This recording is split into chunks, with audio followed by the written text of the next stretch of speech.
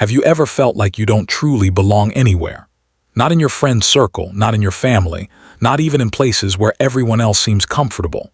You may sit in a room full of people, hear the laughter, see conversations flowing naturally, yet somewhere deep inside there is a quiet feeling that you are somehow separate from it all. It's not that people dislike you, and it's not that you dislike them, but there is a subtle emotional distance that you can't easily explain.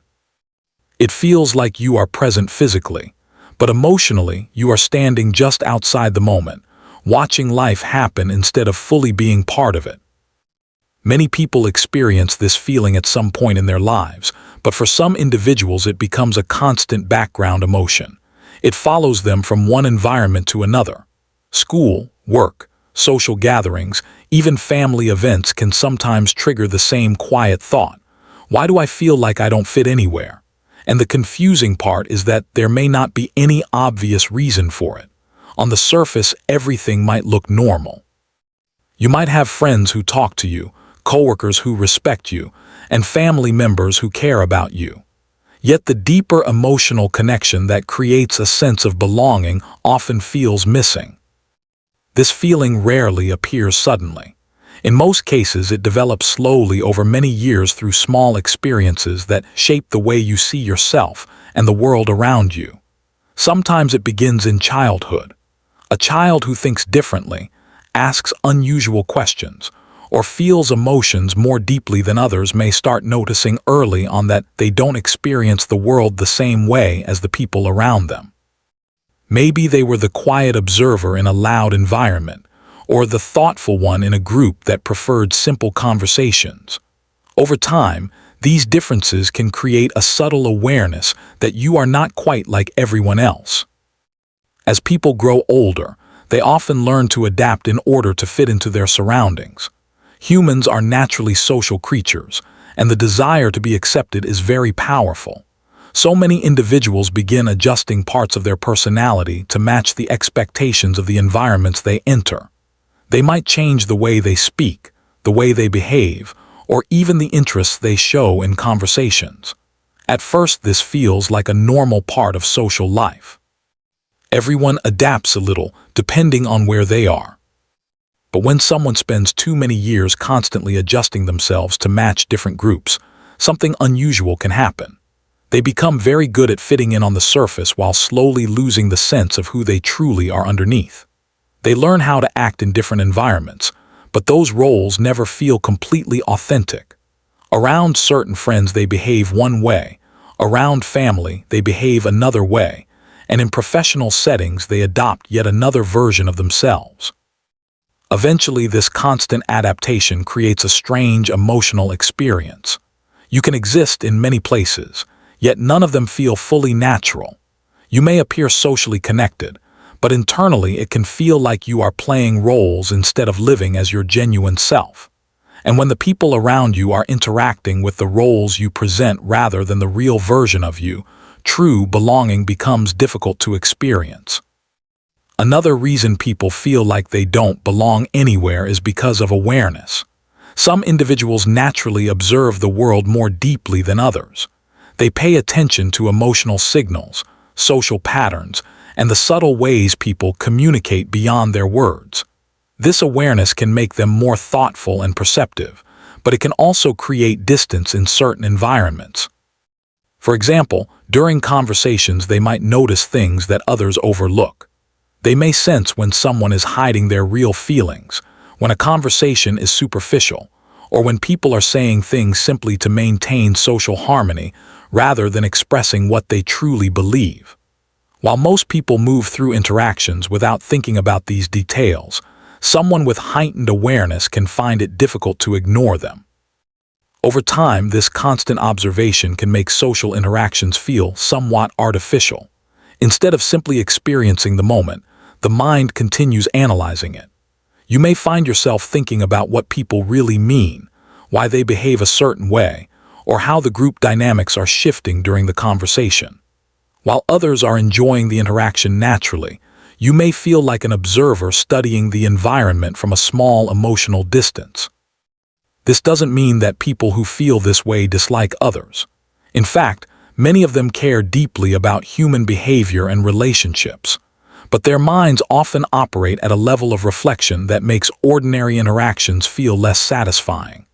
They may long for conversations that explore ideas, emotions, and perspectives more deeply than typical daily discussions allow.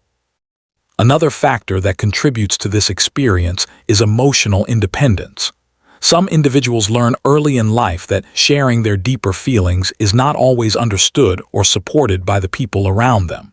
Maybe when they tried to express their emotions, others dismissed them or told them they were overthinking things. Maybe the people in their environment were dealing with their own struggles and didn't have the emotional capacity to listen. When this happens repeatedly, a person may slowly stop sharing their inner thoughts with others. They learn to process emotions internally rather than externally. Over time, this creates a strong sense of independence. On the surface, it can make them appear calm, stable, and self-sufficient. People may even admire their strength and maturity. But internally, something else is happening. When you become used to handling everything alone, you unintentionally build invisible emotional walls.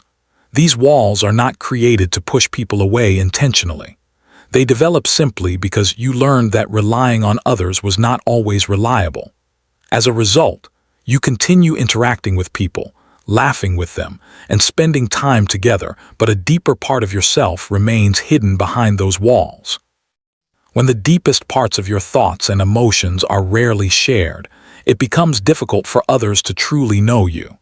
And when people don't fully know you, the sense of belonging naturally becomes weaker. It's like being surrounded by acquaintances rather than feeling deeply understood. Many people who feel like they don't belong anywhere also have a strong desire for meaningful conversations. They enjoy exploring ideas about life, psychology, purpose, emotions, and human behavior. But in everyday environments, most conversations revolve around routines, trends, entertainment, or surface-level topics. While these interactions are normal and enjoyable for many people, someone searching for deeper connection may feel unsatisfied by them. After experiencing this pattern repeatedly, a person may start wondering if something is wrong with them. They might think that maybe they expect too much from relationships, or that their way of thinking is somehow unusual. Instead of blaming the environment, they often turn the question inward and ask themselves why connecting with others feels so difficult. As time passes, this internal questioning can lead to periods of withdrawal. Not necessarily complete isolation, but a subtle step back from environments that feel emotionally draining. They might still attend social gatherings but speak less than before. They might listen more than they talk. They may spend more time alone reading, thinking, or exploring their own interests. During these quiet moments, something interesting often happens. Their inner world becomes richer and more detailed. Thoughts, ideas, reflections, and creative interests begin filling the space that social interactions once occupied. Books, music, writing, and learning can become powerful sources of connection and meaning. But even though this inner world can be fulfilling, it doesn't completely replace the human need for belonging. Deep down, most people still hope to find individuals who understand them without needing constant explanation. They hope to experience a connection where they don't need to simplify their thoughts or hide parts of their personality. The challenge is that those connections are not always easy to find. Meaningful relationships often develop slowly and require vulnerability, honesty, and shared perspectives.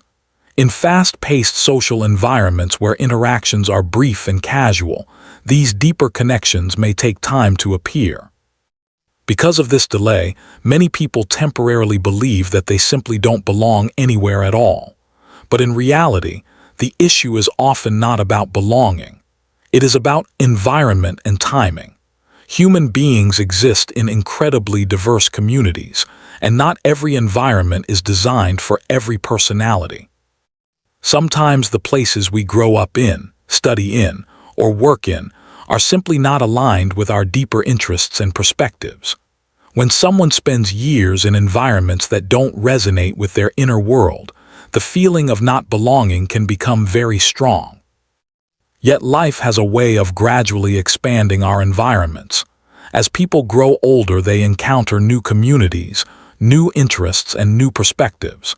They meet individuals who think differently, question deeper ideas, and appreciate authenticity. When those encounters happen, something subtle begins to change.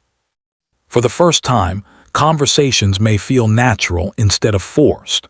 Thoughts that once seemed unusual suddenly feel understood. Instead of adjusting your personality to match the environment, you discover spaces where your natural way of thinking is welcomed. In those moments, the feeling of not belonging begins to soften. You realize that the issue was never that you were incapable of connection. It was simply that you had not yet found the environments where your authentic self could exist comfortably. And once that realization begins to grow, the entire meaning of belonging starts to transform.